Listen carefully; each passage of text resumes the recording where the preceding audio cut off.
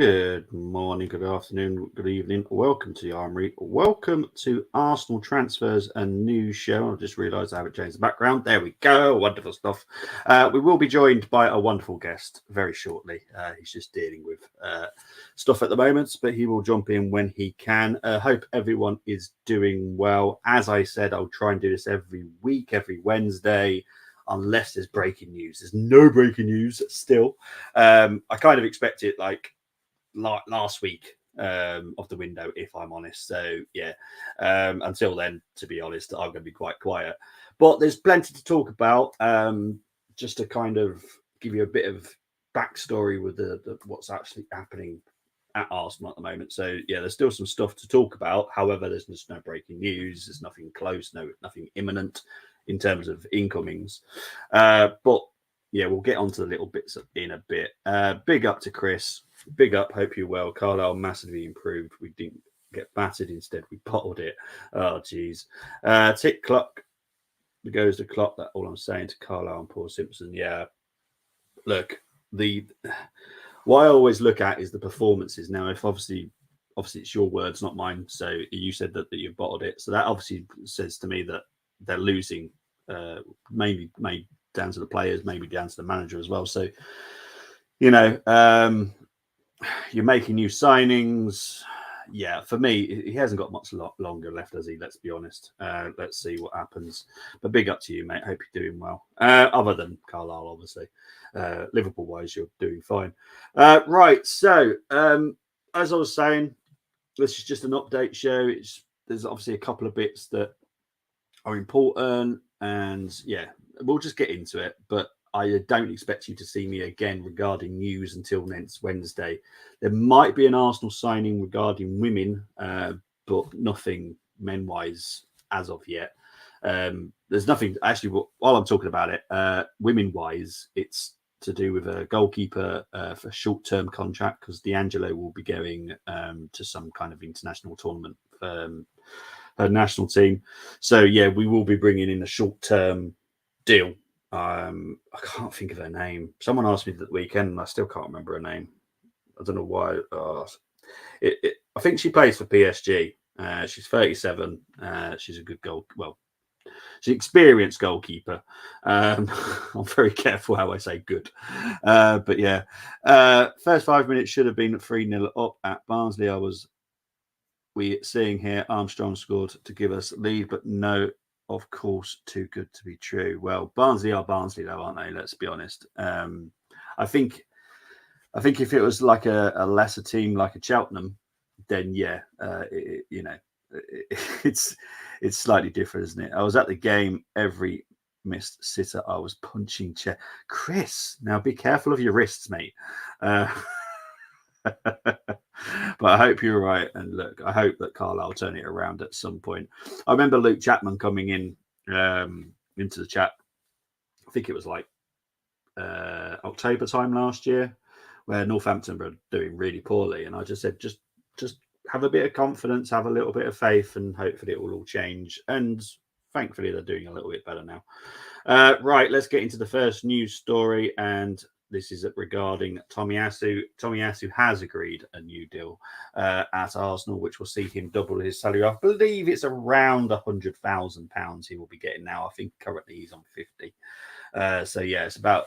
To be fair, he will be on the money that Eddie and Nelson are on. So for me, I have zero issue with the money if you're comparing it to the players that are on that money. So yeah, because Tomiyasu for me is like a Swiss Army knife in defence. He's so reliable. Yes, he has his bad days. What player doesn't?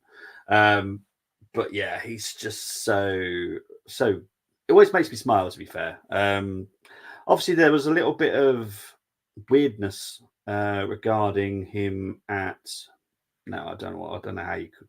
Do you describe it as the Asian Cup? I don't know what it is over there. To be fair, he didn't make the team, not even make the bench against Vietnam. Now, obviously, because he's with Japan, we're not going to get too much information regarding if it's an injury or not. So, yeah, I hope not. I hope he hasn't gone out there and got injured. because to be fair, when he comes back, we're going to need him. Obviously, we've got a new story in a little bit that says it. But yeah, I've got excuses generated for Simpson in real about it. No BS. I know. Chris, this is why I like you, because you, no matter what, how much you love someone, I know how much you love Simpson, but you know it's time, and for you, you're calling it out, and that's what I like about you, because a lot of people love a certain manager, no matter how bad it gets. Oh, we love him, no matter what. It will, he's the man. He's the man. You're not like that, and that's you shouldn't be like that as a fan. You shouldn't just because you love a man, you won't turn on him. You have to, because at the end of the day, it's your club that comes first, not a person. Big up to Man Rambling's podcast. Good afternoon to you, sir. Hope you're doing well. Right, so yeah, that's Tomiyasu. Benjamin White has also agreed a new deal with Arsenal. Now, this is an extended stay. He wasn't running out his contract or anything like that. This is an extension. I believe it's another 2 years. And then we have increased his salary. I think it's around £30,000, £30,000 to £40,000. He was on 120. So yeah, it's a slight increase. It's not double, thankfully, because I'll be honest, he's not had the greatest season. Yes, he's had a little injury issue, but at the end of the day, if you're not fit enough, you should be playing. And if you are going to be fit enough, you should be performing well. That's how I look at it. I know I'm quite strict, but hey ho. Right, let's move on to the next one. This is more of a case of, because people are slightly concerned that nothing's happening. Now, yeah, nothing is happening at the moment, as in no one's coming in. But it doesn't mean Edu's not trying. Now, Edu has found loads of different options to cover the solutions that we have issues with. Now it's a case of we need to move some out to bring them in. That's the big problem now. And, Edu can only do a certain part of it. He can't do all of it, because at the end of the day, Arteta needs to rubber stamp it. And if he doesn't, then it doesn't go through. So Edu is, I promise, working extremely hard. There have been loads of negotiations with multiple teams over the last few weeks. There will be more coming up as well. So, yeah, Edu is doing everything possible at the moment. He does still need to increase his little black book, but he's doing way, way better than he has done in previous Januaries. So I have zero issue whatsoever. So yeah, hopefully, I still think the last week is when we'll make a move. I don't know how many. It could just be the one. You never know. It could be the two. We will wait and see. Right, quickly talk about Zinchenko, which is why we talked about Tomiyasu. Hopefully, he hasn't picked up an injury, because that will scupper our plans. So, regarding Mr. Zinchenko, he has not recovered from his injury that he had before our winter break. So he will not be coming back in time for the Crystal Palace game. Now, a lot of people will be a lot happier about that. Some people won't. That's fine. But this is why we need Tommy. I hope that Japan do very well for Tommy. But personally, I also hope Japan get knocked out very quickly so Tommy can come back. But look, we got to give you personally, I'd still play Lino Sousa. I'd still give him the chance, but that ain't going to happen. So I might as well forget that dream. But look, Zinchenko will be out. Better news with Jesus. Jesus should be fine. He should be starting against Crystal Palace on Saturday lunchtime. 12:30 kickoff, I think. Right, let's quickly move on to the next one. This is probably a good time for Tony not to be actually here right now, but the permanent deal will be made for David Ray. It could be within weeks. There was a little bit of talk whether or not to push it to the summer to help with the FFP, but because things have developed a little bit, so yeah, we'll wait and see. But yeah, so yeah, that will be a permanent deal. and then we'll wait and see from there. But it will be £27 million permanent deal. And then personally, in the summer, I could see Ramsdale going, look, we have to be prepared for it. It's never going to work with two goalkeepers of that magnitude. And Ramsdale's going to, because of, if Ramsdale was guaranteed number one with his international team, there probably wouldn't be an issue. But yeah, it's just madness. Right, let's move on to the next one. The next one is good news, especially for me. I am delighted to talk about this. I can't wait for him to go. I'm going to have little party poppers. Normally, I just do like a introduction, like a new signing for Cedric. I think personally, I might go farewell to Arsenal, Cedric. Look, he should be leaving.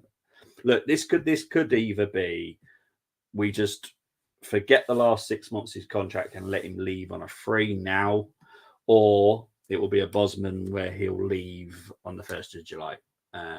So either way, he'll be going. Now, there's teams in Spain. I think Villarreal are one of them, Besiktas being in Turkey. As far as I'm aware, Besiktas are the ones coming the closest to signing him, supposedly. I don't know how true that is. But yeah, we'll wait and see. I hope this is quick. I hope it's within a few days, just so I know he's gone. Or at least I know he's definitely going. One way or the other, I just need to be happy. So yeah, that is Cedric going, thankfully. Not far behind him will be Mo. El Neni will be next. Probably again, either to Besiktas, which would be interesting if Cedric and El Neni both go. Again, don't expect any money for these guys. They're both out of contract in the summer anyway, so would be lucky to get anything whatsoever. And then or Saudi Arabia for El Neni. So it's look. I like El Neni. I don't like Cedric, so I'm good riddance to Cedric. But El Neni, to be fair, he does what he needs to. The positive news as well with El Neni is, I believe Lewis Skelly will be stepping up to fill his role, so like the number 3 slot. So hopefully we'll see a little bit more of Lewis Skelly on the bench at least, or definitely more in training, first team training. So it's all positive for this, because obviously with Cedric going, that will probably clear up a spot for Raw Waters to step up and have a little few. So it's positives. It's little steps to what I want, where we're giving some of the youth, and it's not a case of I want to give 30 youth players a shot. We haven't got 30 good youth players. We've got a good handful of them, which I believe are talented. Let's give them a shot. The only way you can find out how good they are is by giving them a shot. Look at what all the clubs are doing in the Premier League at the moment, because they've all got so many injuries, which is why they're giving their youth a shot. Some of them have been really, really impressive. So why not give them a shot? That's my point. So yeah. Oh, hang on. Mad Ramblings podcast saying, I love Mo and I love how much he loves the Arsenal. He'd run through a wall for us, but it's about levels, Bobby. He's a bit super Bobby Holding, but we need to give the chance. It's a chance now. Yeah, thankfully Tony's not on right now, because I don't know how much he'd appreciate that one. But yeah, I get what you're coming from there, because I honestly think El Neni is fantastic and has been a great servant for us, and it only cost us £5 million. So yeah, I'm well happy. So yeah. Sorry, I'm just got a WhatsApp. I'll have to deal with that in a minute. Right. Let's have a look. Right. So next one is Smith Rowe is being targeted by clubs all over Europe for a move. Now there are a couple in the Premier League, but there's some interesting ones across Europe coming in for him. There's one in Germany. There's two in Italy. There's one in Spain. So look, people are looking at Smith Rowe as a very good opportunity because one, his value's gone down, which he has. And two, everyone knows how good he is because they saw him at under 21 level, and that's a very good showcase nowadays. So yeah, yeah, fantastic. And I think he's back now. Here he is. I'll let his put his cap on. There we go. So what do you make of Smith Rowe being targeted by clubs all over Europe? Would you let him go if the money was right? Yeah, if it's outside the Premier League, because he doesn't seem to do any well anywhere else in the league and against us. So look, the problem is he's struggling to find his way into the team, isn't he? So Yeah. well, so it seems. So um, if you can get some good money for him, then why not? I suppose I'd be sad to see him go, because I think he's good enough. I do think he's good enough, and he hasn't really been given the chance to come back in. So, but again, if the money's right, then yeah. Yeah, true. Right. Sorry, I'm just having to deal with other stuff. Let's move on to the next storyline. Right. Good job, Colm. Not listening. Sheffield Wednesday plan to be the biggest club in Yorkshire by signing BRF. Now, there's conversations happening to like stop his loan at Motherwell for him then to go to Sheffield Wednesday. I personally not against this. I think it would be quite good to see what he can do at Championship level. Because to be honest, he's been brilliant in the SPL, and for a club that, to be fair, are not the strongest. So personally, I would send him to the Championship level. I honestly do think we should give him a shot as well because he's that type of brute that we kind of need at the moment. I would give him a shot, but that's just me. What have you made of BRF so far? Because obviously you know that we will talk about him in the WhatsApp Yeah, group. he is a proper striker, and we're lacking him. I would be happy to give him a go. It's just in what games do you let him play? I think Sheffield Wednesday would be a good move for him. No disrespect to the Scottish League, but he needs to be playing in England, and the Championship is probably it's. I'm not going to say it's another level to the SPL, but it'll give him the taste, and yeah, I would like to see us give him a chance, but I just obviously us being out of these cup competitions, where do you really put him in? Yeah, exactly. Where do you put him in? But for me, and I know that how much you love Eddie, so I'm going to be very careful how I say this. He's another option, and He is. I'm not knocking Eddie, but he's I not know. working. But BRF is different to Eddie. Different style of striker. He's stronger. He's taller. Can actually head the ball. And he will give you a bit of a nightmare, if I'm honest. And this is the thing, like, how many times have we seen us putting these crosses in, but there's no one in the middle? And he's going to be your guy. He's Yeah, got the height. So yeah. it just makes sense. Yeah, like I said, I love Eddie. But yeah, Eddie's just not suited to our system. I think he's a really good striker, Eddie. I think Oh if he yeah, goes yeah. anywhere, if he goes anywhere else, he will bang. But for the way we play, he's just not suited. No, it'll be perfect with Crystal Palace, like we've said loads of times, and West Ham. Both those teams would be great with him. No, he's not our type of striker, unfortunately. The Mad Ramblings podcast saying ESR has been my guy since that Boxing Day game versus Chelsea. Hate to see him go, and I want him to have a run as a box-to-box player. I honestly believe he's that good. I believe he's that good. However, Arteta doesn't. So what are we to do? This is the thing. What are we to do? As fans, we can all demand it, but it doesn't change anything. And the more you don't play him, the more he loses value. We saw it with Maitland-Niles. We had a great offer for £25 million. We ended up letting him go for nothing. So you have to be really careful. Look, he was worth what 50, 60 million pounds not long ago, Smith Rowe. I reckon we'll be lucky to get 30 now. we've already lost half of his value. He's saying, all right, Tony, cheers for popping in, mate. Keith, it's been a while, mate. We'll have to have you back on. I had a feeling I knew who it was. I look at the profile picture. I'm thinking, I know this person. I don't know why, but I know this person.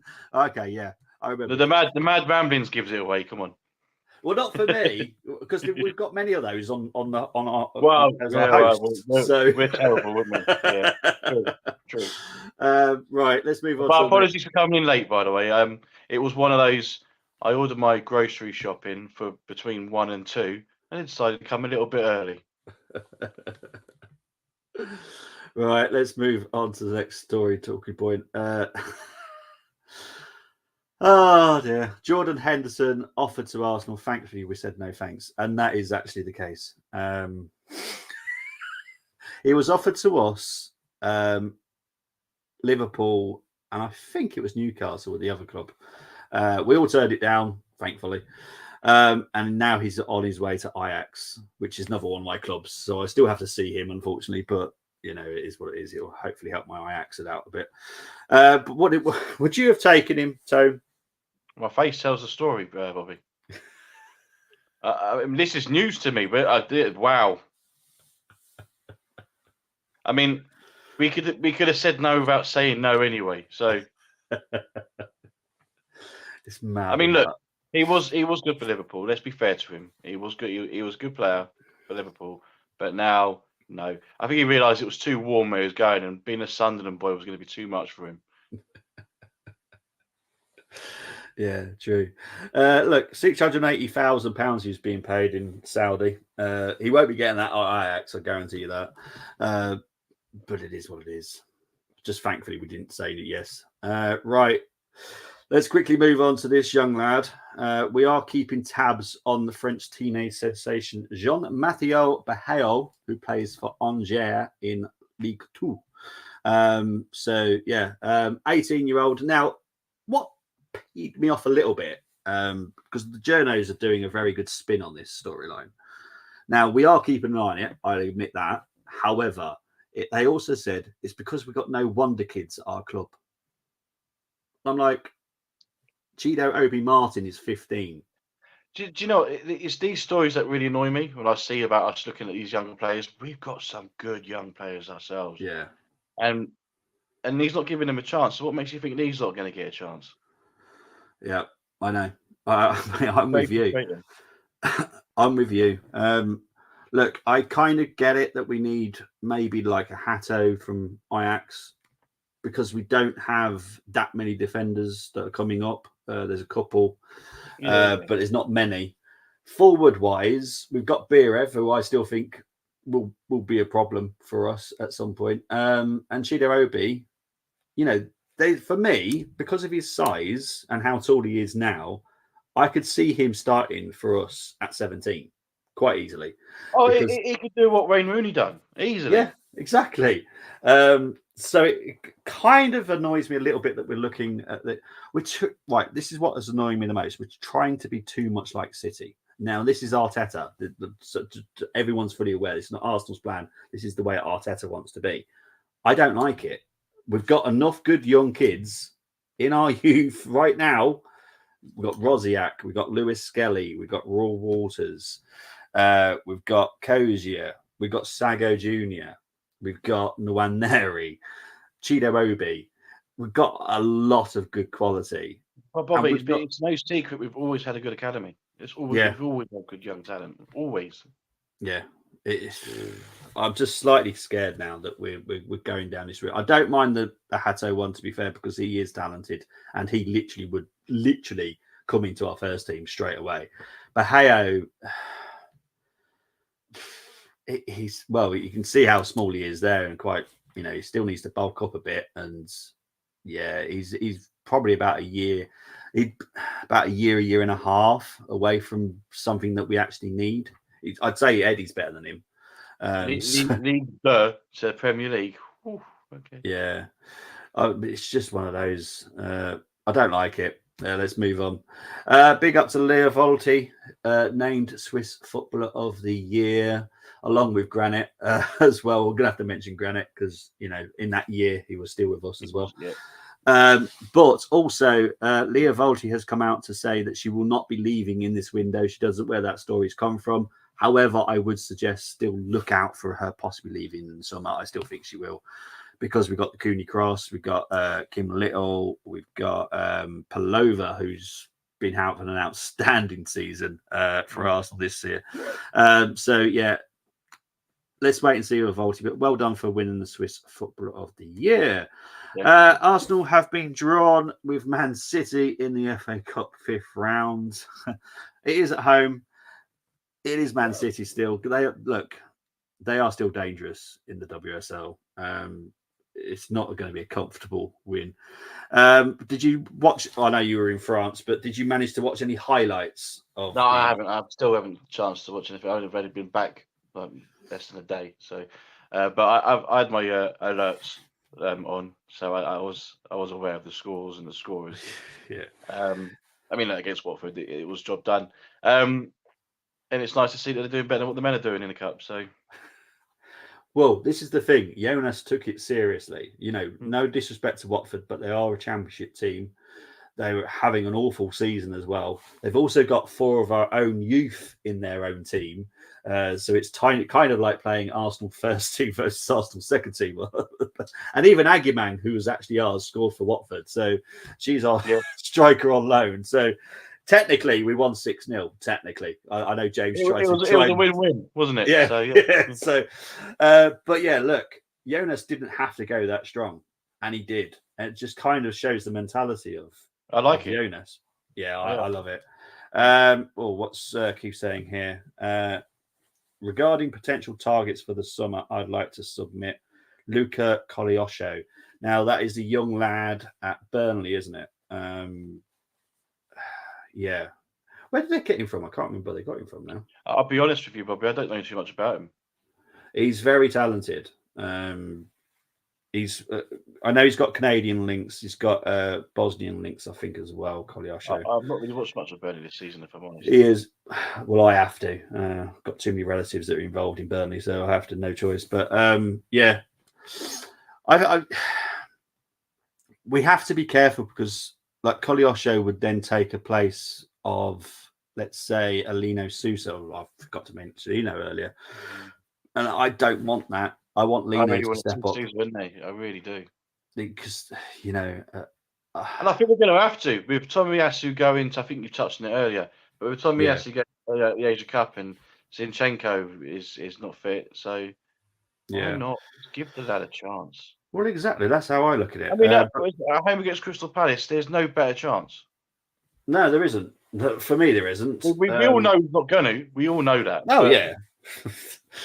Well, when I ask for the teams on Friday, I expect for you to go for whatever you want, not what you think Arteta will, because there's just no fun in that. Because he's not predicting a lineup; it's actually what you want to do. So if you want to put Ramsdale in goal, you put Ramsdale in goal. If you want to put Raya in goal, you put Raya in goal. And for anyone that wants to pick on me picking Ramsdale as number 1 for the countdown, it's only because I don't want Zinsberger. I couldn't put her in there, because you know how much I am anti-Zinsberger. That's fair. I just want to go, because I know you mentioned Raya and you said you're glad I wasn't around at the time you mentioned him. No, I was just wanting to ask you, so is this a deal they want to get done now? Is this to like potentially open a door for a Tony maybe, or? Well, the Tony deal cannot happen. You still have to outright buy him, I guess. Yeah, you have to outright buy him now. Yeah, I can't see but it will open up a loan move for us within the Premier League. But the whole situation was FFP. We had to keep enough money.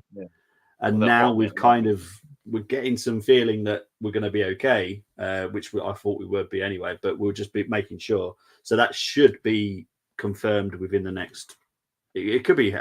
It has to happen within the window. You can't just make it permanent in February, because you can't officially register him until the summer window again. So yeah, you couldn't do it like that. Espanol, according to a brief Google search, decent backup to Gabby or Bakio. Quick. Is that oh, that's where you got him from. Right, got you. Well, he can also play left back. I haven't seen him too much on the right, if I'm honest. I'll have a look.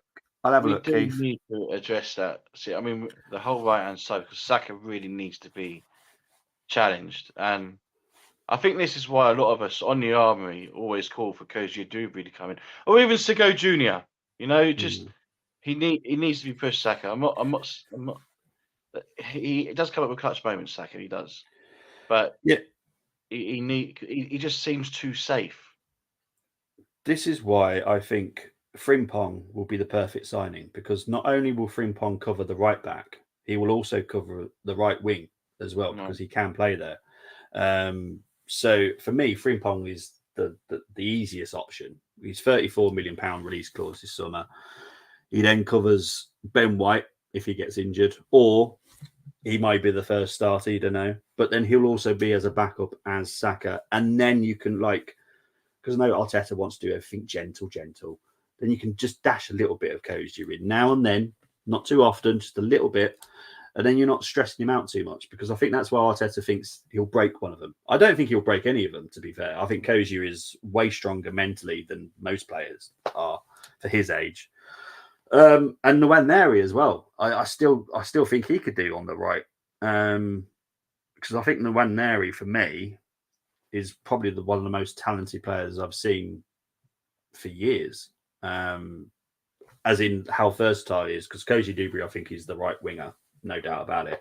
But Nwaneri, I just think he could do multiple roles across our midfield, even on the right. Not so much sure on the left. But yeah, it's just I don't know. I'm fearful of this. It's very frustrating because it is, mate. We see these young guys and we've seen them play, and we've always been, as Arsenal fans, we've always seen our younger talents get chances in the cups, or in later periods of games in the Premier League. We're just not seeing it. We're just not seeing it. You mentioned about El Neni potentially going this window, which could then see Lewis Skelly have a sniff, which is quite exciting for me, because he's another brilliant player, and he could probably do a job. But it's very frustrating as Arsenal fans. Oh yeah, that's what we're brought up on. You go far back as Tony Adams when he came in. Yeah, he was young. So yeah, it's very frustrating, and I do get annoyed when I see where links with this next wonder kid from Brazil or whatever. I don't care about them because we got some of our own anyway. Yeah. You know what I mean? And we touched on Obi Martin, and I think even he could just give him 10 minutes. He might even score a goal. Yeah. Keith saying here, sorry, it's Temmie's comment next. Saka does not need to be pushed, but he needs to be rested too. Kid hasn't had a break for years and get the lumps kicked out of him. 100% agree. Temmie, remember when I told you we were fucking signing no Popinho and I think the thing is, though, I think with the January window, a lot of it has got to do with FFP, because if you notice, there's a lot of teams, including like your Man Cities and Liverpool, are not really looking active in this window in terms of bringing players in, and they tend to bring players in January usually. Yeah, it is. Look, I've said to Colm, I've said to most people, expect it in the last week. It's going to be a mad rush in the last still got 2 weeks. There's still 2 weeks left this window. So I expect the last week. So hopefully next Wednesday when I do the next show, there'll be something a little bit to like get excited about. I'm still waiting for the Morata links to come up again. They come every window. The what one? The Morata links. No. Well, me and James spoke about the Benzema one. Right. Because it wouldn't surprise me. It wouldn't surprise me this window if we managed to get Benzema. But it's going to be weird after 10 years we then get Benzema. I take him. I take him now. For 6 months. I mean, 6 months. Why not? Exactly. But look, as you can see, things are starting to unravel in Saudi Arabia. Some players are not as happy as they all make it sound to me. So Benzema will be moving somewhere. I don't know where, but I know he's been offered to the UK. So Premier League teams are definitely probably considering it. I hope Arsenal are one of them. because I'll be delighted. It might be 10 years late. Then we'll Porto get drawn against Real Madrid. That'd be nice, wouldn't it? Oh, that would be lovely. Yeah, but that's if we bought Porto. But if we beat Porto. But before we wrap it up, mate, because obviously I've got stuff to do, unfortunately. I wanted to ask you a question, and it was something that's mentioned to me that something was being said on another YouTube channel, and I was like, and I watched it, and I was like, oh, okay, that's quite interesting, actually. Would you take De Bruyne over Odegaard? Yeah, I mean, I suppose you know what you get with De Bruyne, didn't you? It's just, I like Odegaard. Of course, I do love Odegaard, and I think you look at how Odegaard played last season. You look at how he played this season. The way he played last season obviously suited him, and he was scoring goals as well. Yeah, but the way he's playing now, like he can't do what De Bruyne does and just come up with something out of nothing. Yeah, whereas De Bruyne can. So. Yeah, I mean, it's a bit of a no-brainer. As much as I love Martin Odegaard, as much as I believe he can be as good, if not better than De Bruyne, if you allow him to play. But it's that getting that something out of nothing. And that's where we lack. It's all good playing this like possession football, defending well. But I mentioned this, I think I might have said this in the chat in your Loose Cannon stream last week. Where I said, our attackers are counter-attacking players. You can't counter-attack if you've got possession. And that's where we were successful last season. Yeah. Because every time we go on the break, Martinelli just flies. Saka comes up with something. And even Eddie and Jesus, they're counter-attacking as well. You've seen the goals that they've scored this season. Yeah. So, Yeah, that's my answer anyway. I would take De Bruyne, but like I said, I think we do need a player that can find a way of breaking down defense. If we're going to play possession-based football, we need someone that can come up with something. Yeah, because we have got counter-attacking attackers. Keith, you're spot on. This is why I've said that I personally, this is no me having a dig at Havertz because you know how much I love him. I would have had Maddison and Odegaard in the same team. I think it would have worked, and I think it would have been brilliant. That's why I think Odegaard and KDB could both play in the same team. But it's the fact that, and I get where people are coming from. And look, you know how much I love Arsenal, and Arsenal means everything to me. But I am very much a realist, where I know that our team, some certain players are not better than someone else's in another team. I know this, and I would swap some for others, and that's just how I have to be. I have to be honest with myself, and I look at City and go, okay, what players are better than ours? Well, then surely they're the favourites, then not us. So I would take some out of Man City, put them in Arsenal's. I'd definitely keep some of ours, which I haven't said for quite a few years, to be fair. So that's progress within the Arsenal setup. We've been improving some of our players, but I guarantee I'd rather have Haaland over Jesus. I guarantee you that, due to the fact he can actually score me a goal, because I want my striker to score a goal. I'd keep Saka. That's what they're for. That's a striker. We've got strikers. We just want goals. Yeah, and to be honest, I would literally. The only midfielder I keep is Declan Rice. I would swap him from KDB, and I'd actually swap the other one for Bernardo Silva, which, funny enough, he actually has a release clause, which is active, which I'm surprised we don't even slightly tempt to do it, because once you release... Bernardo Silva has a release clause. Oh, right, yeah. I'll take him. The thing is, Bobby, I was one of the Arsenal fans that was quite underwhelmed with the Odegaard signing because I wanted Maddison. Yeah. And I still feel the same now because I know Maddison's been injured, but we've seen what he's done at the start of the season for Spurs. As much as it pains me to say it, but it's got to be real here. You got to be real. Yeah. And you see what Maddison is doing with, again, a possessions-based team. Yes. Because that's what Tottenham are. They're a possession-based team. That's how Andrew's got them playing. Yes. And I actually think Maddison is better than Odegaard in that respect. No, you're right, mate. Look, I think Maddison and Odegaard in the same team would work beautifully. I really do, because one can hold back. Yeah, exactly, because they're not just all attacking minded. Both of them aren't. One would hold back and one would go forward. And Maddison's way quicker as well. And he'd actually scored from a free kick, which we haven't done since for 2 years now, is it? Haven't scored from a direct... against Burnley. Yeah, I think it was that. We haven't scored from a direct free kick in 2 years, which that's crazy to think about. It's mad, isn't it? Because they've been relegated since they come back up. It's important to score from set pieces because it's an advantage. That's the whole point of winning a free kick close to their box. It's like, oh, good, got a chance to score it. But we haven't for 2 years. It's. I see a lot of Arsenal fans on Twitter the other night ranting about was it Vlahovic? Obviously, we were with him again, and he banged in that free kick. Yeah, madness, isn't it? Right. Yeah, that was it. So thank you very much, Tone. Appreciate it for coming on. Yeah, so apologies, I was late. No, it's okay. Unfortunately, I need to get going. So where can people find you, my friend?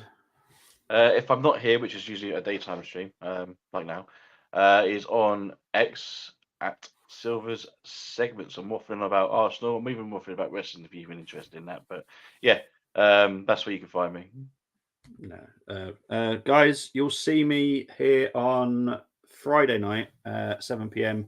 for the Crystal Palace preview. Then we'll have the watch along, and then we'll also have the live match reaction straight after as well. And also for people that not Arsenal related, but this is a big game on Sunday: Celtic versus Bucky Thistle, Scottish Cup, FA Cup round. Beautiful game. So Bucky Thistle are in the Highland League, and to be fair, I think they've won 13, lost 1 in the Highland League. They're doing pretty well, and they're going to go to Celtic Park for the 4th round at the Scottish Cup. Could we see what potentially happened in Holland with Ajax? Didn't they lose to a team quite similar in the cup? Obviously, being a Rangers fan, I'd love that, but I will be a neutral. I'll be honest, but it's got that possibility, because Brendan Rodgers' football sucks. Let's be honest, it does. So Celtic are not the team they were last season with Ange. So yeah, it's possible, and I can't wait. It's going to be a great game now. I can't look forward. Also, if you're watching this now, obviously Bobby said the preview is on Friday. Yes, 7 p.m. I believe. Yes. Put your 11 in the comments here, and it'll count for you. Yeah, I will. Yeah, really appreciate that, guys. I need to go, so I'll speak to you all later. Take care. Bye-bye.